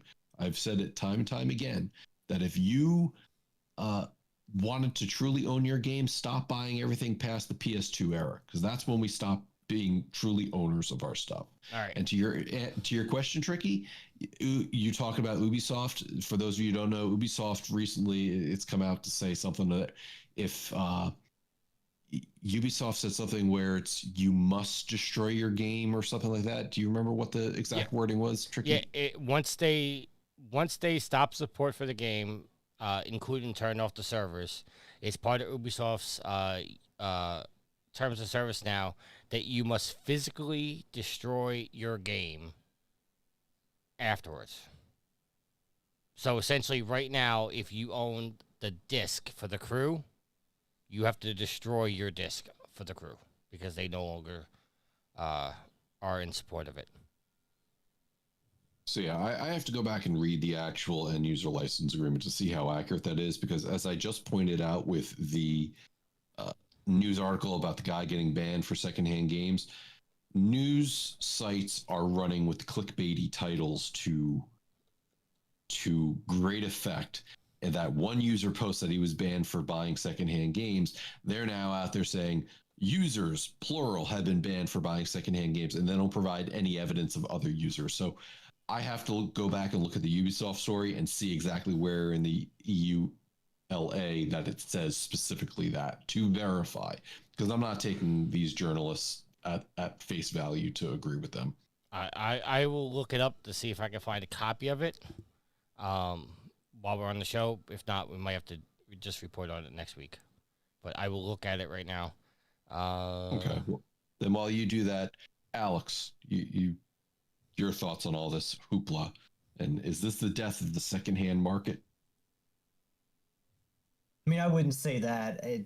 We'll see how Nintendo handles things going forward. But I mean, we all know what Nintendo's game is. We all know how they handle this kind of stuff. It's been this way for years. I mean, I'm not surprised. You kind of buy a console knowing that. And I wish they would allow you to buy. And you can correct me if I'm wrong about this, Matt. Like, to not have to buy their proprietary docks, they would ease up on that because, again, like as you said, it's fucking expensive.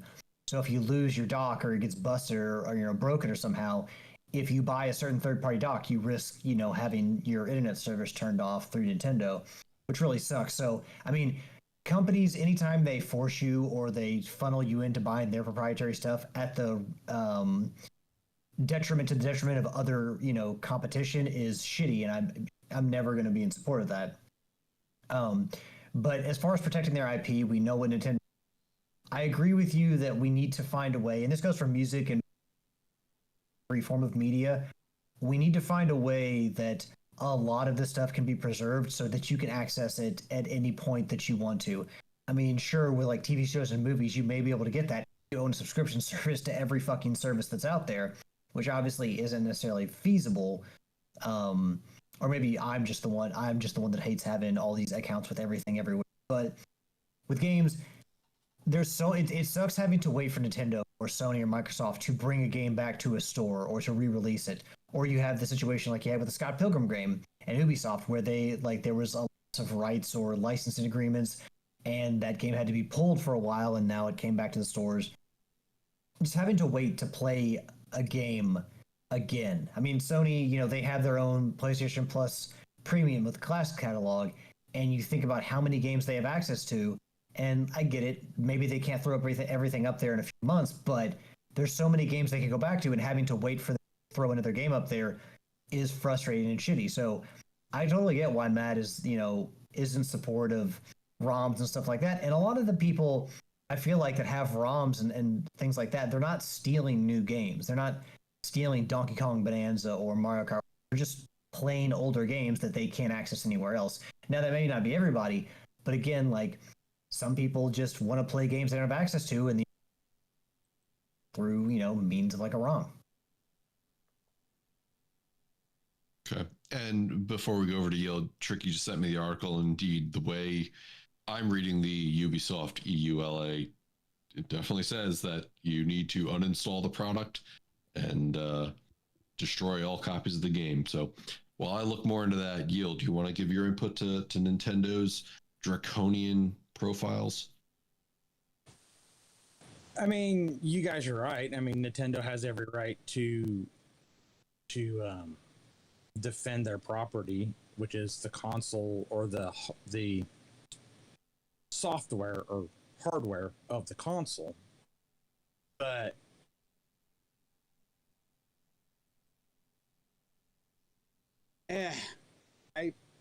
I'm disappointed in the fact that, you know, if you buy a third party dock, because everybody's out to save money these days, that, you know, they'll lock you out of your system. I'm not a fan of where the industry is turning and being able to, well, you don't own your games. And, you know, and I've heard the things out there where people are saying that you don't own your Switch 2, you rent it. And I'm not a fan of that mentality. And so I'm still waiting for the dust to settle on that to make a firm opinion. But Nintendo banning people for kind of not jailbreaking the system, but you guys said using the ROMs. I'm not totally against it or totally happy about it, but I can understand them wanting to do it, so that way it doesn't allow a way to jailbreak the system. I wonder if there's a different way that you could do it to where you're not like blocking third-party accessories or other stuff. I'm also curious that the guy who bought the stuff off of Facebook, were they cartridges that just look like the real one and he didn't know, or did he know he was buying kind of but pirated games? No, so what the allegation is that he bought the original copies of the games. So what is being alleged is the person he bought it from dumped the ROMs into his MIG loader and then sold the originals on Facebook Marketplace. So the buyer was buying a legitimate Switch game. Okay. But the problem is, because those games have the same unique identifiers, when Nintendo sees, you know, the same game being played on two consoles. Exactly. Right, and the code was originally on the seller's account. So even though the buyer bought a legit copy of the game, that code had already popped up online on the seller's account. So they banned the buyer. More so being done at the same time, because the secondhand market, guess what? I'm going to buy a used game from GameStop. It'll have been on somebody else's console at some point, but it's not. How do you do that? Yeah, but it's because of the timing and the patches, and obviously a lot of that isn't fleshed out in what I'm calling this story, and I'm using air quotes, because there's been no validation other than what this guy posted. I saw something else, and again, I question the validity, is saying, you know, there's been stories out there saying Nintendo says that they don't have a way to unban people, which I'm like, well, that's bullshit. They set the rules. They should be able to. If you ban somebody, then you can unban them. And you know, I looked all throughout the thread, and I don't see proof of this guy showing his conversations with Nintendo chat or things like that.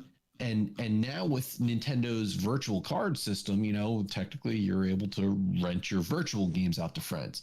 And what's to say that I don't let a friend borrow a game on my Switch? Obviously, I can't access it at the same time. So I think there's a level here to say, this guy was also playing, the guy he bought it from was also playing some of the games or one of the games he sold. And therefore Nintendo goes, wait, two identifiers playing online at the same time? That's impossible. Therefore that's a ban. As opposed to me buying a secondhand game and it does a system check and goes, wait, game 1A2 is seen on Matt's system, but 10 days ago we saw it on Tricky's system. Well, it's not at the same time. So therefore, we're not going to issue a ban because we don't detect any piracy at this point in time, because it's completely within reason. Somebody may have transferred a game physically to another system. So I still have a lot of questions on all this. There's not a lot of proof being given. And the question I have right now, and obviously I don't know all the technology that goes into a Switch dock, but from what I understand, you put your Switch into the dock, which is basically putting a USB-C into the bottom of the Switch, which is allowing it to be broadcasted through the dock, through the technology in the dock.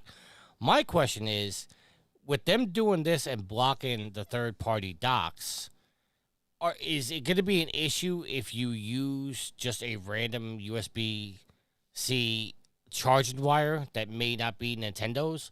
Like if I just go to like my local bodega and I buy a USB charger wire, and that's how I'm charging my wire, say in my garbage truck or at work, is that going to cause a problem because I'm not activating? It's not an official Nintendo product charging my Switch. Like they're going to run into problems with this. I guarantee you know where that's going. Is that let's say you put your Switch in for service because something went wrong, and they go back and go, well, Tricky, on this day it looks like you put in an unauthorized battery to charge your system. Therefore, you're now out of warranty because you failed to uphold the official charging standards. It's no different than what a company like John Deere is doing to the tractor industry. John Deere has been fighting the right to repair for the longest time because they hold, if you repair your tractor, anything else that happens, you're out of warranty. We're not going to uphold our warranty because you did something to screw your system over. This is no different than what all big corporations are doing. It sucks. I don't agree with it, but I'm not about to sit down and boycott one of my favorite gaming companies because they're making. But where's the line for you though, Matt? Where's the line for you though? I mean, listen, I'm not saying boycott Nintendo. That's not. Let's be clear. That's not what I'm saying. But at what point do you start going, okay, Nintendo, you're just spewing bullshit right now, and like I can't support this anymore. What's your line, Matt? I'm fairly certain if the CEO of Nintendo comes out and starts spouting some racist nonsense, I might have to draw a line. But also, I come to realize that Nintendo is a multicultural company, and I'm sure there's plenty of people who have beliefs that are beyond myself. I don't know. It depends on me as a consumer. What am I willing to put up with? And that changes on a daily basis based on my own financial and economic and socioeconomic standards, I should say. If I come out or let's say tomorrow Nintendo says, hey, all of you who bought a Switch 2, we're going to kill your console because we're releasing the Switch 2.A, and therefore there's nothing you can do to upgrade or transfer that thing that you bought last month. It's dead now. Fuck you. That will turn me and say, maybe I'll think about, maybe I won't buy the newest version. Maybe I'll think twice about buying new stuff. I bring it to you this way. My friend sent me an article a while ago. Google has stopped support for the Nest 1 and 2 generation thermostats. Gen 3 is still available. Right. And they said, well, once they stop support, they turn into just regular thermostats that you no longer can control via the app. You can't remotely monitor. It won't have any smart features. It just becomes a dumb wall thermostat. And I sit here and I go, well, if they do that, why am I going to buy the next version if it's just going to be dead in 5 or 6 years? And you could equate that with phones and things like that, but it really makes me sit down and think, do I want to continue supporting this for the convenience of doing what, really do I need to? And when I think of how many times I've controlled my system remotely or allowed it to smart decide how to run my house, it's decisions like that I go, if you basically tell me we are rendering your item obsolete after, a short number of years, I might draw that line in the sand and say, well, Nintendo, if you come out and say, hey, your Switch 2 is stupid 2 years down the line, and we're only making a better one and completely discontinuing support for the old one, good luck.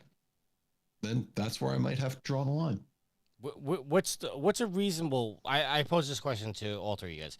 What's a reasonable expectation of time to expect somebody to support something? Is it 5 years? Is it 10 years? Is it 15 years? It's based on the product. You can't say a general thing. Like you can't.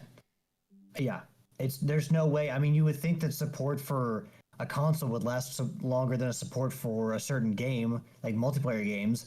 I would expect that support for those to be a lot shorter because they come out with sequels and people move on from games. I mean, it's how can you put in some things you would expect to be supported for even longer than a game console, or I don't know how you say one specific number for that. Yield.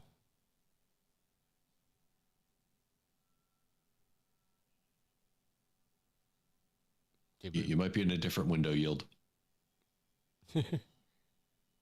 I am. Thank you. Alex kind of hit the nail on the head.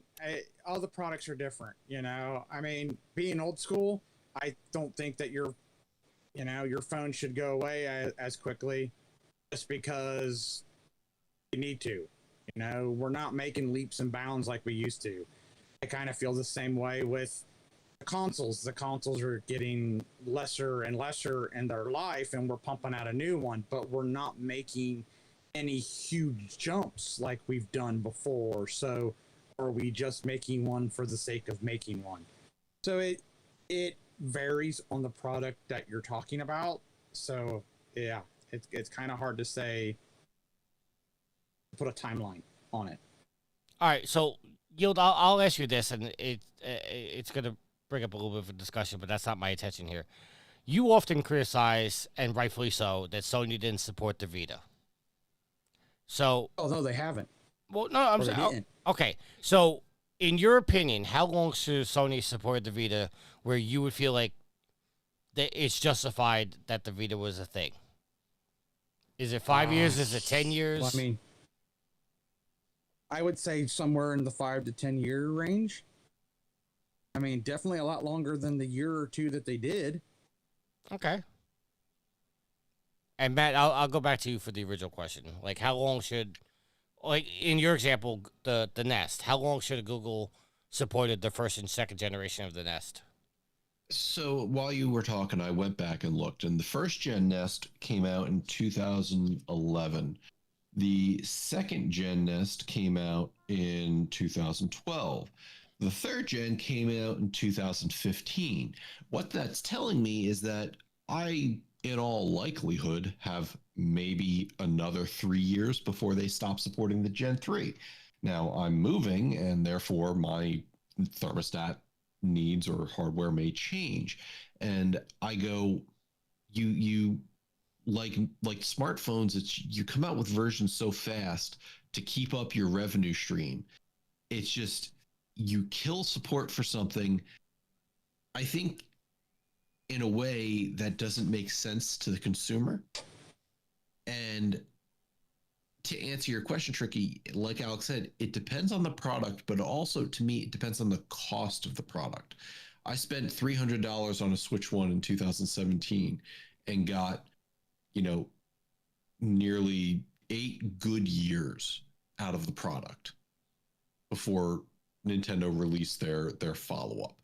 And I can go, that was a pretty good cost per cycle. The Xbox, I saw how the one was supported, how the series was supported, and I go, I'm probably rethinking my next Xbox console purchase. The PlayStation 5, I look at it and go, Sony didn't support it quite as much as the PS4.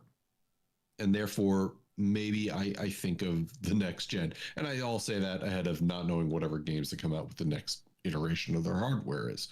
So I think a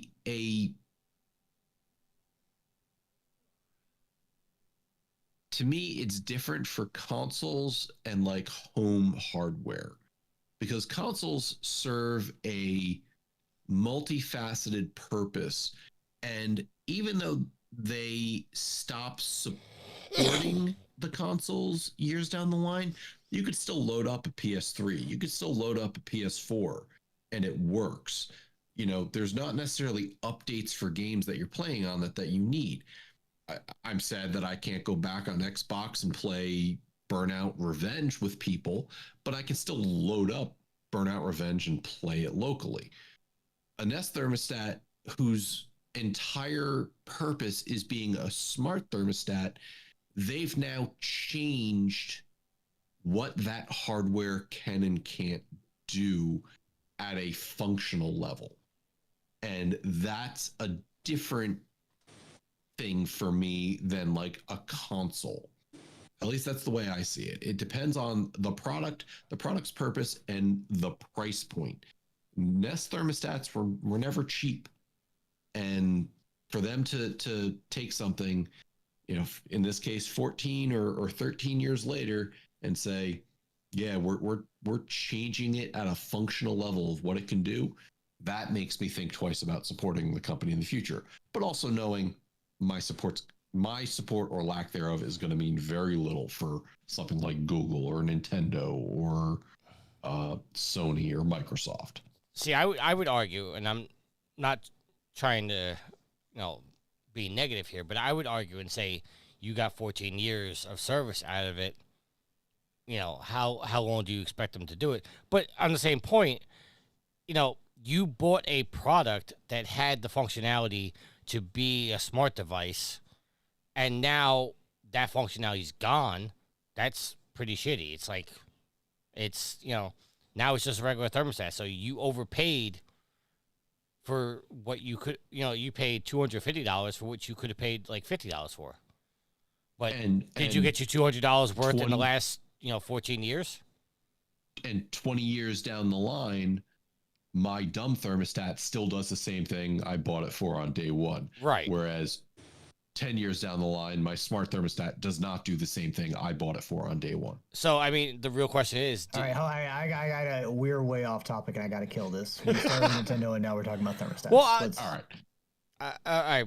Yeah, it's just, you know, I'm not a fan of Nintendo, you know, changing all these rules. I mean, it's been reported in the news that stuff like this is in all of the big three's contracts and ULAs and all that stuff, and I get it, but I kind of feel like they're picking on Nintendo now because it's the new hottest thing and they're nitpicking everything, but this all exists in all the big three, but I think Nintendo is just, they're going off the deep end with this stuff, like not allowing third-party stuff, which is a big part of the video game market. It you know, third-party docks, are they going to stop third-party controllers? Are they going to stop, you know, third-party headsets? Are they going to say you have to buy a Nintendo 3-point headset that you got to plug in, or you got to buy the Nintendo Bluetooth? Like, it's getting ridiculous. I mean, Sony did that with their the Play with Link their portal, saying, yeah, you want Bluetooth headset, you have to buy our expensive earbuds. I mean, now, there is a workaround, but I'm not going to go into it. Yeah, but the official workaround is you could also plug in a 3.5 millimeter headset. So there's that. And you can also plug in a 3.5 millimeter Bluetooth dongle that, you know, you can just. But yeah, that's again not officially supported. Yep. Alrighty. Like Alex said, we've been running long on the show. Appreciate you guys. Tricky, you're back to you for hosting. Yeah, we've been gone for 2 weeks. You know, we owe it to our fans to give them a little bit of a lengthier show. The weeks you edit, you can say that. Listen, you were asleep until about 15 minutes before the show. I don't want to hear your nonsense. No, when it's my week to edit, it's my time. You will absolutely fucking hear it every time. Listeners, send Alex messages if you can, on some kind of thing. Let him know you want longer shows. No. Listeners, anyone who sends those volunteers to edit. All right. Let's close out the show. Alex, let's go to your shout out, sir. I give a shout out to the fans, the listeners, the fuel to the fire. There's Trophy Horrors. Yes, I appreciate you all very much for listening, but this does take time to put out. So I hope you all understand that when it comes to my free time, I definitely want it to be respected, and I don't want to sit here for 2 nights editing a podcast. So very much appreciate you all. Don't want to come off as a sourpuss, but like I said, I just kind of got to respect my own time. Shout out to you guys, my co-hosts, Matt, Tricky, and Yield. And last but not least, shout out to my loving girlfriend, Ashley. I love you, hun. Yeah, that is going to be the end of my shout outs. Yield, your shout out, sir. Shout out to you, gents, for recording this evening. Shout out to everybody who was hanging out in chat. Shout out to Gareth and Sid for their contributions to the show and Gareth's rarity competition. Shout out to all the pimps in the mountains of the whoredom for hanging out with us, downloading the show, interacting with us with the way you do. And that's it. Let's close this bad boy out. Matt, your shout out, sir. Shout out to you, gents, for recording. Shout out to our listeners for putting up with us for the 2 weeks we were away. Thanks for waiting. Shout out to the Channel 3 community. Make sure to go out to channel3.gg and gamify your social media. Have some fun, earn some points. And shout out finally, also Will for his graphics. And shout out finally to my wifey. Thank you for everything you do. And I want to give a shout out to everybody, but I want to give a twerp you to Alex for being a sourpuss when I was sharing pictures on my vacation. You sent us like 10 pictures of the memorials you went to. Like we got Yes. send a couple, but good God, you were just spamming us. Yield had no problem with it. You'll just looked at the last 2 messages and hearted them. He's not wrong, Yield. Yeah. I know. I looked at them all, but I just like I liked the 2 that I liked, and I'm like, I'm not liking all these. I don't mind if you share pictures, but goddamn, if it's like the same picture 20 times, like what do you want from me? You to like my pictures that I'm thinking of you while I'm on vacation. How about that? You're showing off. You're showing off. I will tell you, just the I always forget which memorial it is. Is it the World War II one? Is that the one where they're planting the flag? Yeah, Iwo Jima. Yeah, that in person, spectacular. If you ever make it to DC, you have to go see that at night. It is absolutely stunning. Like, it brought me to tears. Yeah, shout out to everybody. Shout out to you, gentlemen. And if there's nothing else, until next week, happy trophy hunting. See Later. ya.